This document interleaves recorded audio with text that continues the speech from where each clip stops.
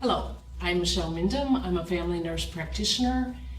I have been a nurse practitioner for about 14 years, and a good deal of that I have worked as an adjunct for Concordia University.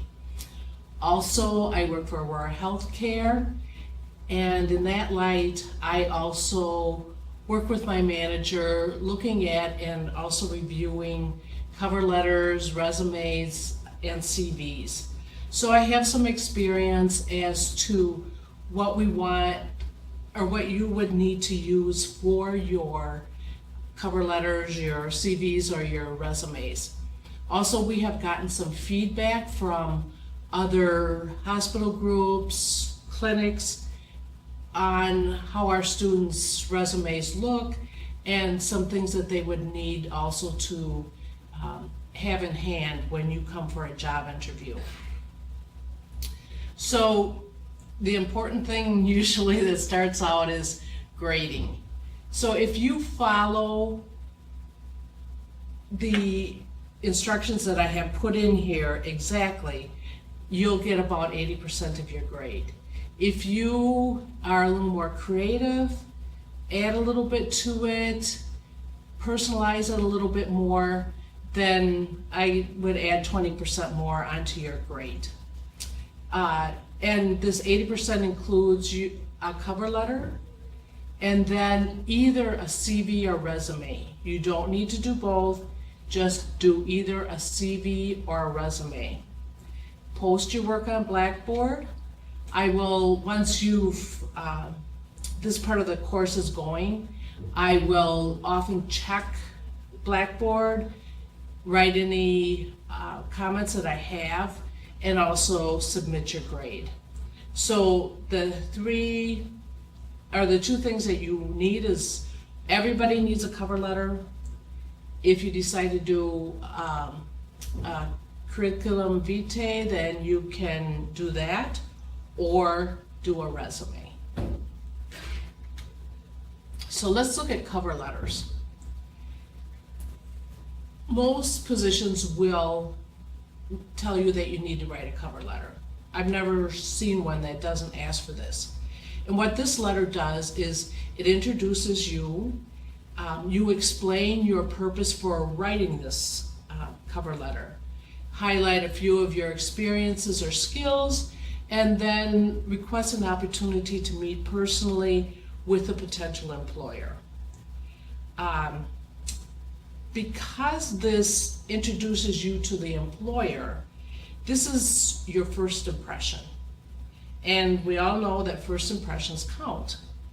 You should take care that you really write an impressive and effective letter. And this is no joke. This might be the difference between someone else getting the job and you getting the job. And remember that this letter tells of you not only of your accomplishments, but how effective you can communicate with others. The appropriate content for these letters vary according to the position, your personality. And you also want to ask several people to read it if possible, just so that they look at your style, they look at your spelling, you look at your grammar, because those are things that can make or break a job interview. And also really look at the job that you are applying for and make sure that your qualifications fit that job, and look at how you are going to better that company, how you are going to better that clinic or that hospital position.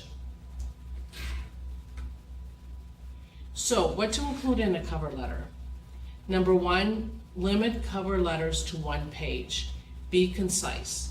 Don't ramble on. Don't do a lot of unnecessary talking. Look at the employer's needs and look at your skills. Match them in the letter in a way that is more for the employer's self-interest. Yes, you're going to get experience. You're going to become a better provider, but what is it that you are going to do for them? Because this is what they're most interested in.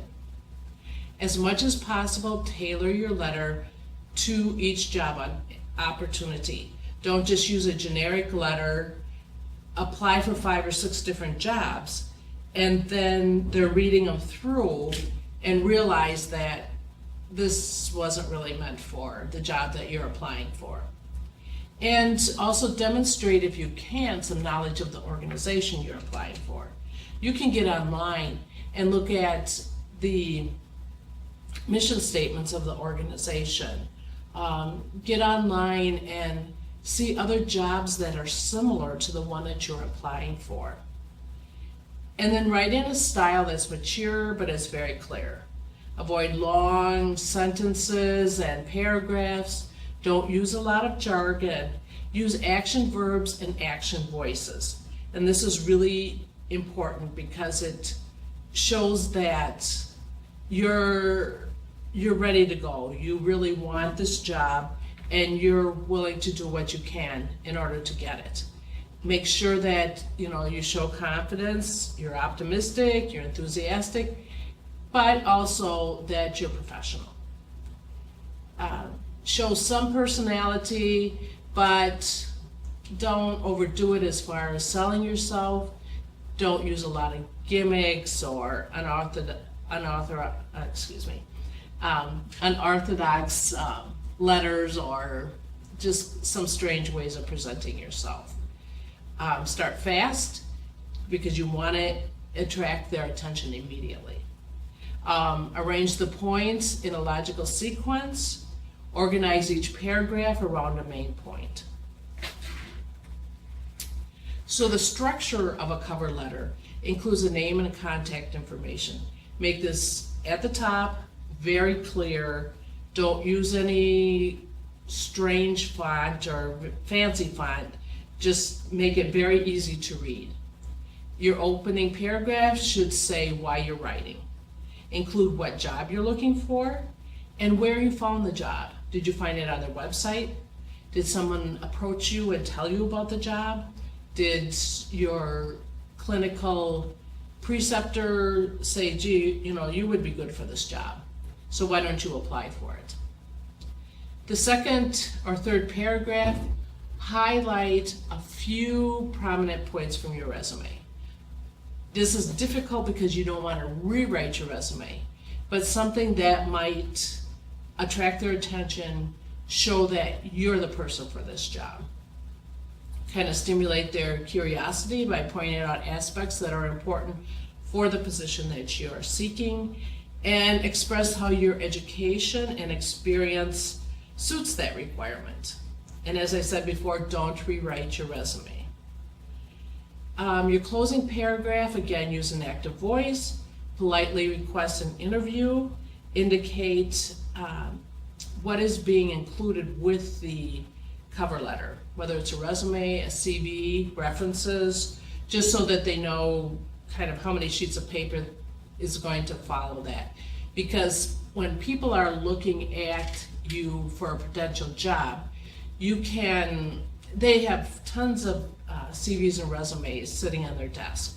So you want to make it easy for them to see that this belongs to your cover letter, your resume, your references. Then thank the reader for their time and that you look forward to hearing from them. I did include some questions that are guides to writing these CVs, these resumes, these cover letters, and I think it also helps you to think through and formulate, what are you looking for? What do you want to do? What is important when you are doing these, getting these materials for your job? Another thing is, I know that right now you haven't had tons of clinical experience or tons of clinicals. The reason that we're doing this is just to have something prepared so that when you graduate, you can read it through, populate it, and use it. I've had several students tell me, at first they thought, oh, this is just a lot of busy work, but they were happy that they had something started. and something to go by, because suddenly a opportunity came up and they needed some, some help and somewhere to go with all this stuff. So just read these through, take a few minutes, think it through, and then write your cover letter. So a lot of times you're going to hear about curriculum vitae, or you're going to hear about a CV. Basically, you use these when you're trying to get some kind of academic job, or you'll use these if you're people in the arts will use a CV much more than we will in healthcare. The CV, it's kind of like a living document, and it reflects the developments in your scholarly, teacherly career, and thus it should be updated frequently. When I actually applied for working here at Concordia, then I needed a CV. So luckily I had kind of written down dates and what I had done and what jobs I had and what positions I had, what was my research paper, all of those things, because that will go into a CV. But not everyone needs them. And if you do intend on teaching at one point in your life, then it would be a good thing to get started. So, at the beginning of your CV, you need to include, again, your name, contact information, and use the same format as you did on your cover letter. And the reason for that is that it's very easy then for someone who's got several pieces of paper on their desk to see, oh yeah, this is the same format, the way they put their name in, their email address, everything is right there. And so you don't have to go shuffling through a lot of different papers, and maybe something gets lost. The first thing that you want to put into a CV is an overlook of your education, beginning with your experiences at Concordia. And then you do it in reverse chronological order. So you started studying at Concordia University on such and such a date. These are the courses that you took. These are the clinicals that you had, and then go from there. Where did you get your BS and your RN certification? Then add any academic or related employment. Maybe you had a teaching job someplace. Maybe you had some kind of administrative experience. Anything that would relate back to your education and would plug into what you're looking for as far as a teaching job. Add any research projects that you either did yourself or that you helped with. Any conferences that you might have given a talk at, papers that you may have written, publications that you may have. Sometimes you work and coordinate with another professor, and you can also add that into your CV. Then mention any certifications or awards that you have. Maybe you're certified in PALS, maybe ACLS. You might have gotten some award regarding your work as an RN. Anything like that, make sure you put that in there. Add any community service that you might have done. Because these things all show who you are as a person, what you have done professionally, and what is important to the staff that you want to join. Also, you need a reference list. This can either be part of your CV, or you can have this on a separate page.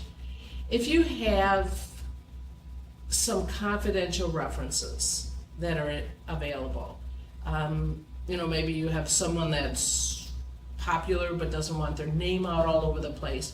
This could be mentioned in the CV as well.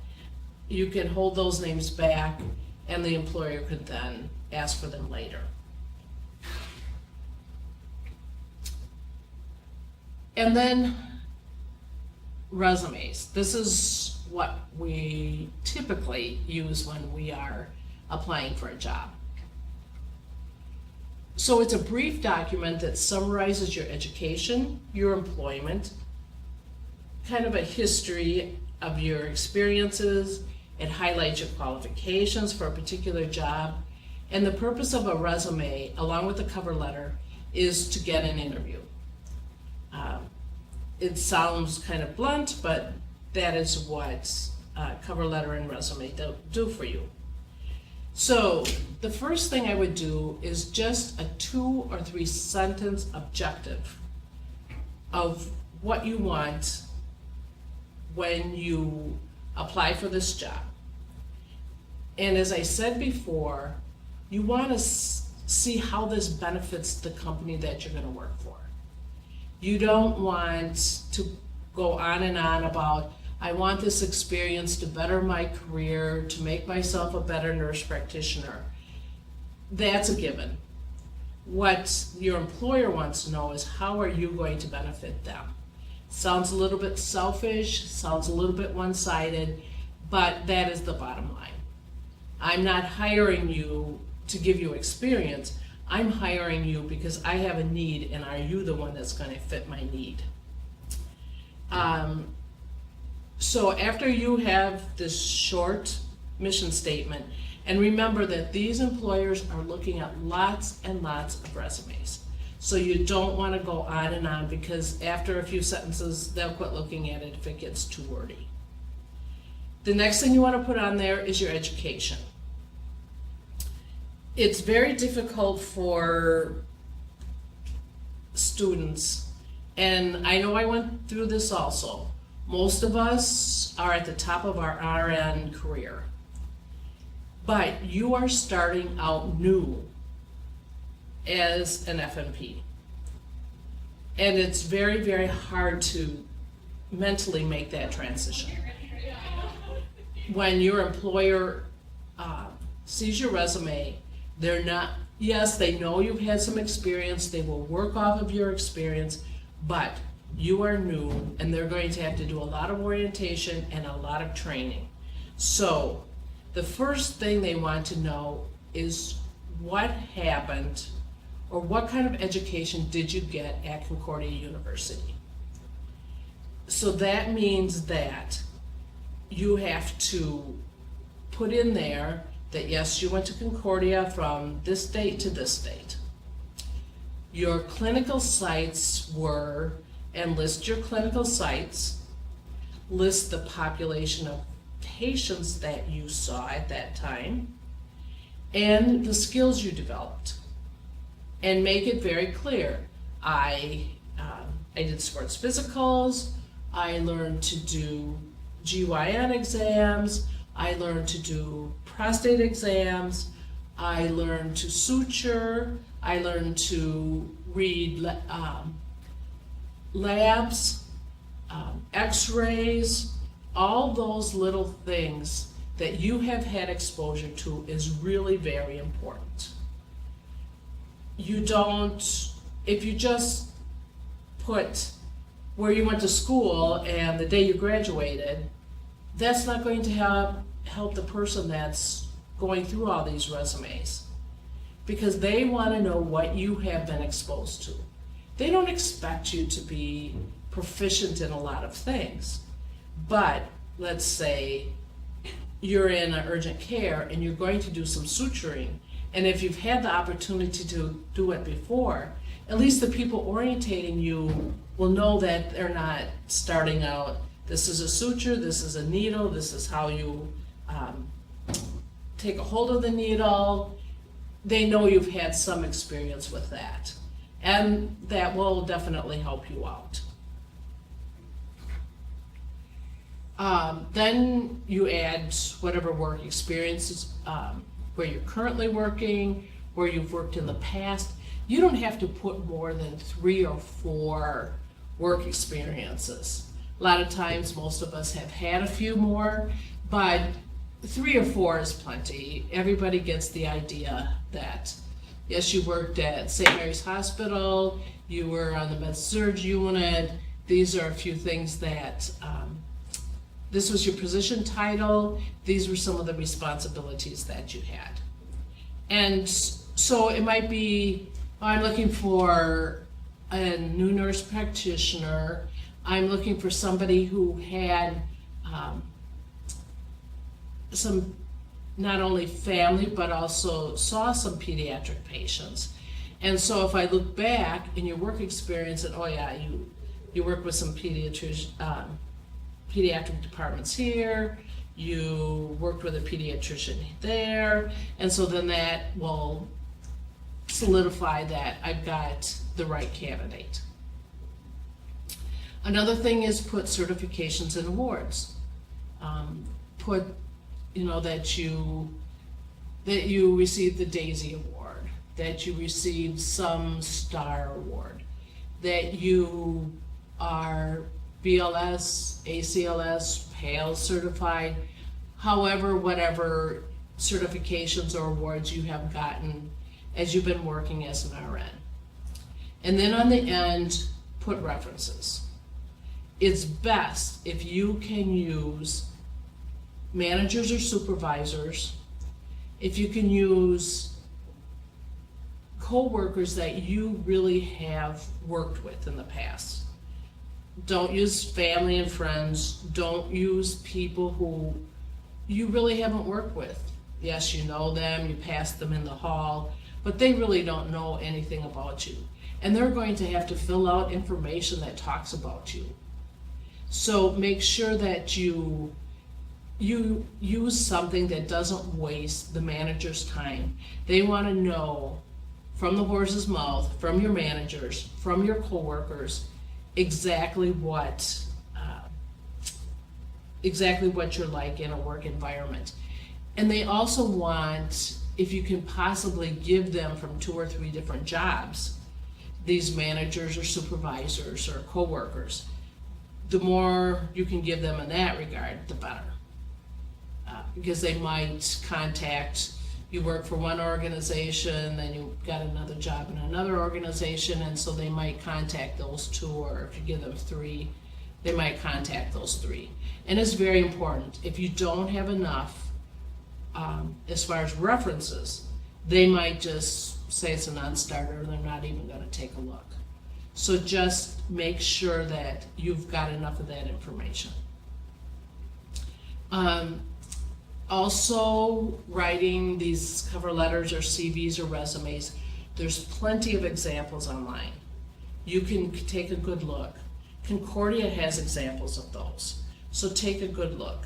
Don't just plug your name and address and everything in there and say, okay, we're good and done. This really takes some thought, and this is really very important because this is going to get you possibly the job you always wanted, the job of your lifetime. Or it might eliminate you. I don't know how many times my manager and I sat there looking at 2 or 3 different resumes, trying to figure out which candidate we want to take. Qualifications are all the same, but the detail and the way that the person presented themselves through their cover letter or through their resume made all the difference. And so really take this serious and really take a good look at this. Like I said, when you're finished, put it on the drop down, in the Dropbox in Blackboard. I will go through and look at those. I might not do it every single night, but once I see them start coming, I'll start grading them and get the material back to you as soon as possible. I will also explain why I gave you the grade that you got. If I see that it's just something that you're just so busy, you're not going to pay attention to this, so you're just going to do the bare minimum, then you'll get it. You'll get it 8 points or 80%. If you've spent some more time on this, made it a little bit creative, made it more personal, then I'll give you all the points. So, so take a look at that. take a look at the material, really think it through, and it will definitely benefit you in the end. Keep that material because you're going to put that together with information from Typhon, and I think this is a really good way to start. And Concordia is offering this opportunity for you to really learn a lot through this. So I wish everybody good luck. Some of you I might see when I'm working with students, and I wish all of you the best.